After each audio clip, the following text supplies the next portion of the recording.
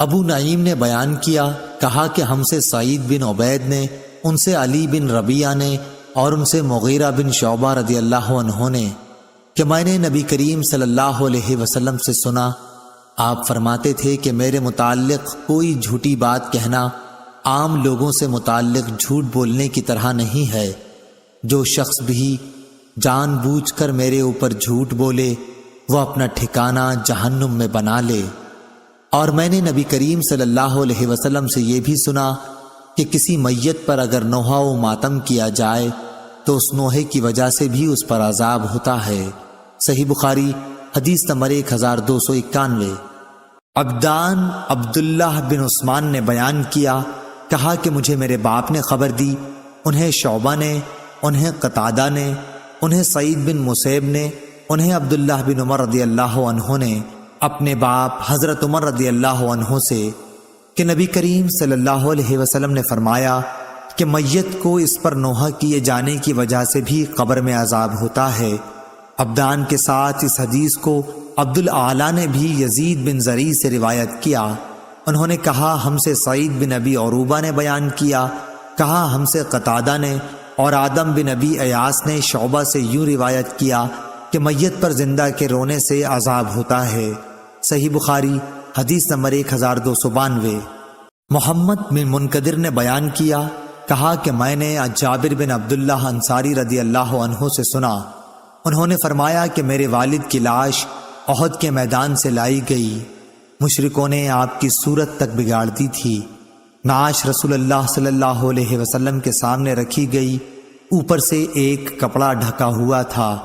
میں نے چاہا کہ کپڑے کو ہٹاؤں لیکن میری قوم نے مجھے روکا، پھر دوبارہ کپڑا ہٹانے کی کوشش کی، اس مرتبہ بھی میری قوم نے مجھ کو روک دیا۔ اس کے بعد رسول اللہ صلی اللہ علیہ وسلم کے حکم سے جنازہ اٹھایا گیا۔ اس وقت کسی زور زور سے رونے والے کی آواز سنائی دی تو رسول اللہ صلی اللہ علیہ وسلم نے پوچھا یہ کون ہے؟ لوگوں نے کہا کہ یہ عمرو کی بیٹی، یا کہا کہ عمرو کی بہن ہے۔ نام میں سفیان کو شک ہوا تھا۔ آپ صلی اللہ علیہ وسلم نے فرمایا کہ روتی کیوں ہیں؟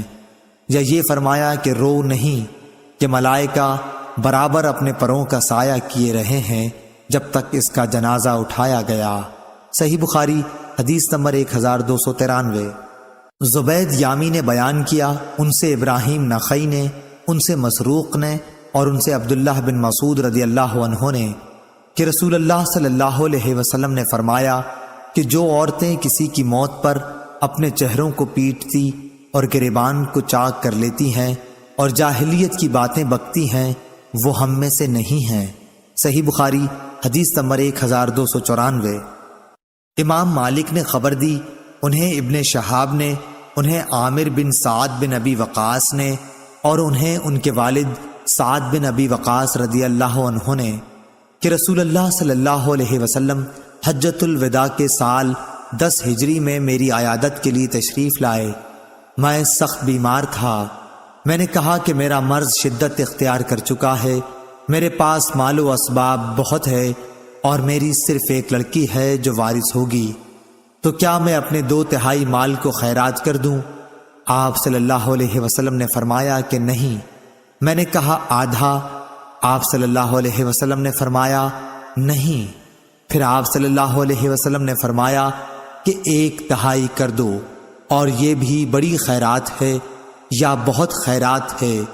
اگر تو اپنے وارثوں کو اپنے پیچھے مالدار چھوڑ جائے تو یہ اس سے بہتر ہوگا کہ محتاجی میں انہیں اس طرح چھوڑ کر جائے کہ وہ لوگوں کے سامنے ہاتھ پھیلاتے پھریں۔ یہ یاد رکھو کہ جو خرچ بھی تم اللہ کی رضا کی نیت سے کرو گے تو اس پر بھی تمہیں ثواب ملے گا، حتیٰ کہ اس لقمے پر بھی جو تم اپنی بیوی کے منہ میں رکھو۔ پھر میں نے پوچھا کہ یا رسول اللہ صلی اللہ علیہ وسلم، میرے ساتھی تو مجھے چھوڑ کر حجۃ الوداع کر کے مکے سے جا رہے ہیں اور میں ان سے پیچھے رہ رہا ہوں۔ اس پر حضور صلی اللہ علیہ وسلم نے فرمایا کہ یہاں رہ کر بھی تم کوئی نیک عمل کرو گے تو اس سے تمہارے درجے بلند ہوں گے، اور شاید ابھی تم زندہ رہو گے اور بہت سے لوگوں کو، مسلمانوں کو تم سے فائدہ پہنچے گا اور بہتوں کو، کفار و مرتدین کو نقصان۔ پھر آپ صلی اللہ علیہ وسلم نے دعا فرمائی اے اللہ میرے ساتھیوں کو ہجرت پر استقلال عطا فرما اور ان کے قدم پیچھے کی طرف نہ لوٹا۔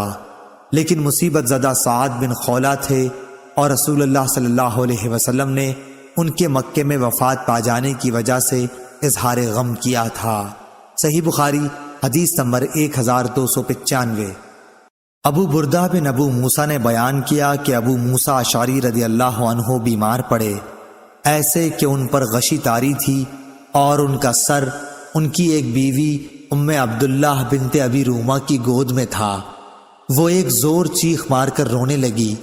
ابو موسیٰ رضی اللہ عنہ اس وقت کچھ بول نہ سکے، لیکن جب ان کو ہوش ہوا تو انہوں نے فرمایا کہ میں بھی اس کام سے بیزار ہوں، میں بھی اس کام سے بیزار ہوں جس سے رسول اللہ صلی اللہ علیہ وسلم نے بیزاری کا اظہار فرمایا۔ رسول اللہ صلی اللہ علیہ وسلم نے کسی غم کے وقت چلا کر رونے والی، سر منڈوانے والی اور گریبان چاک کرنے والی عورتوں سے اپنی بیزاری کا اظہار فرمایا تھا۔ صحیح بخاری حدیث نمبر 1296۔ سفیان ثوری نے بیان کیا، ان سے اعمش نے، ان سے عبداللہ بن ورا نے، ان سے مسروق نے اور ان سے عبداللہ بن مسعود رضی اللہ عنہ نے کہ رسول اللہ صلی اللہ علیہ وسلم نے فرمایا، جو شخص کسی میت پر اپنے رخسار پیٹے، گریبان پھاڑے اور عہد جاہلیت کسی باتیں کرے وہ ہم میں سے نہیں ہے۔ صحیح بخاری حدیث نمبر 1297۔ عمر بن حفص نے بیان کیا، ان سے ان کے باپ حفص نے اور ان سے اعمش نے اور ان سے عبداللہ بن مرا نے، ان سے مسروق نے اور ان سے عبداللہ رضی اللہ عنہ نے بیان کیا کہ رسول اللہ صلی اللہ علیہ وسلم نے فرمایا کہ جو کسی کی موت پر اپنے رخسار پیٹے، گریبان چاک کرے اور جاہلیت کی باتیں کرے وہ ہم میں سے نہیں ہے۔ صحیح بخاری حدیث نمبر 1298۔ عبد الوہاب نے بیان کیا، کہا کہ میں نے یحییٰ سے سنا، انہوں نے کہا کہ مجھے عمرہ نے خبر دی، کہا کہ میں نے عائشہ رضی اللہ عنہا سے سنا، آپ نے کہا کہ جب نبی کریم صلی اللہ علیہ وسلم کو زید بن حارثہ، جعفر اور عبداللہ بن رواحہ رضی اللہ عنہم کی شہادت غزوہ موطا میں کی خبر ملی تو آپ صلی اللہ علیہ وسلم اس وقت اس طرح تشریف فرما تھے کہ غم کے آثار آپ کے چہرے پر ظاہر تھے۔ میں دروازے کے سوراخ سے دیکھ رہی تھی، اتنے میں ایک صاحب آئے اور جعفر رضی اللہ عنہ کے گھر کی عورتوں کے رونے کا ذکر کیا۔ آپ صلی اللہ علیہ وسلم نے فرمایا کہ انہیں رونے سے منع کر دے۔ وہ گئے لیکن واپس آ کر کہا کہ وہ تو نہیں مانتی۔ آپ نے پھر فرمایا کہ انہیں منع کر دے۔ اب وہ تیسری مرتبہ واپس ہوئے اور عرض کیا کہ یا رسول اللہ صلی اللہ علیہ وسلم، قسم اللہ کی وہ تو ہم پر غالب آ گئی ہیں۔ عمرہ نے کہا، حضرت عائشہ رضی اللہ عنہا کو یقین ہوا کہ ان کے اس کہنے پر رسول کریم نے فرمایا پھر ان کے منہ میں مٹی جھونک دے۔ اس پر میں نے کہا کہ تیرا برا ہو۔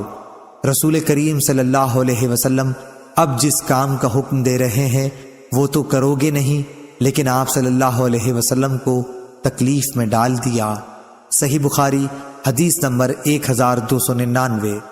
عمرو بن علی نے بیان کیا، ان سے محمد بن فضیل نے بیان کیا، ان سے عاصم احول نے اور ان سے انس رضی اللہ عنہ نے کہ جب قاریوں کی ایک جماعت شہید کر دی گئی تو رسول کریم صلی اللہ علیہ وسلم 1 مہینے تک قنوت پڑھتے رہے۔ میں نے حضور صلی اللہ علیہ وسلم کو کبھی نہیں دیکھا کہ آپ صلی اللہ علیہ وسلم ان دنوں سے زیادہ کبھی غمگین رہے ہوں۔ صحیح بخاری حدیث نمبر 1300۔